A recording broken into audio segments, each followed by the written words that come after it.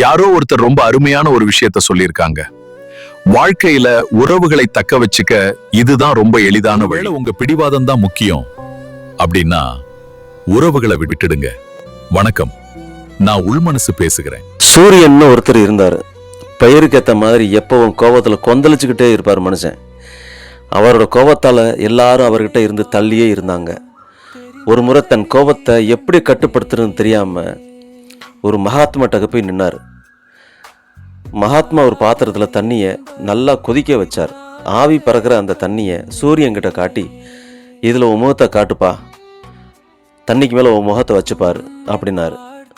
சூரியன் சொன்னார், சுவாமி, தண்ணி கொதிக்குது, ஆவி முகத்தில் அடிக்குது, இதில் என் முகம் எப்படி தெரியும்? மகாத்மா சொன்னார், மனம் கோபத்தில் கொந்தளிக்கும் போது உனக்கு எது சரி எது தவறுன்னு தெரியாது. அந்த நிலையில் நீ செய்கிற எல்லாமே தப்பாத்தான் முடியும். அப்புறம் அந்த தண்ணியில் கொஞ்சம் மண்ணை போட்டு, மகாத்மா இப்போ அமைதியாயிரு அப்படின்னாரு.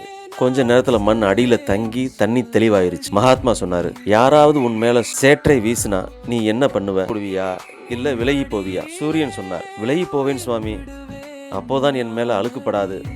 மகாத்மா புன்னகையோடு சொன்னார், அதே தான், யாராவது உன்னை தூண்டினா உசுப்பேத்தினா அவங்க உன் மேலே அழுக்கை வீசுறாங்கன்னு நினச்சிக்கோ. அந்த ஆத்திரத்தை கையில் பிடிச்சு போராடாம ஜஸ்ட் விலகி போயிடு. அந்த அனல் காத்து உன் மேலே தீண்டாம கடந்து போன வார்த்தைகள் சூரியனின் கண்களை திறந்தது. அன்று முதல் சூரியன் கொதிக்கிற சூரியனாக இல்லாமல் குளுமையான நிலாவாக மாறினார். இந்த கதையிலிருந்து நாம் தெரிந்து கொள்ள வேண்டியது என்னவென்றால், நிதானம் கொதிக்கிற நீரில் முகம் தெரியாது, அதே போல கோபமான மனதில் உண்மை தெரியாது. விட்டு கொடுத்தல். சில நேரங்களில் வாதத்தில் ஜெயிப்பதை விட அந்த உறவு நீடிக்க வேண்டும் என்பதற்கு இருப்பதே சிறந்தது. உங்கள் அமைதியை குலைக்க யாராவது முயற்சித்தால் அதற்கு எதிர்வினை ஆற்றாமல் விலகி செல்லுங்கள். அது உங்களை பலவீனப்படுத்தாது, மாறாக உங்களை பாதுகாக்கும். கோபத்தை குறைச்சு அன்பா இருங்க. உங்களால் முடிஞ்ச ஒரு நல்ல விஷயத்தை உலகத்துக்கு செய்யுங்க. வாழ்க வளமுடன் நண்பர்களே. சொல்ல வந்த விஷயம் பிடித்திருந்தால் மறக்காம நம்ம சேனலை சப்ஸ்கிரைப் பண்ணுங்க. இந்த வீடியோவை லைக் பண்ணி உங்கள் நண்பர்களுக்கும் ஷேர் பண்ணுங்க. மீண்டும் ஒரு நல்ல சிந்தனையோடு உங்களை சந்திக்கிறேன். வணக்கம்.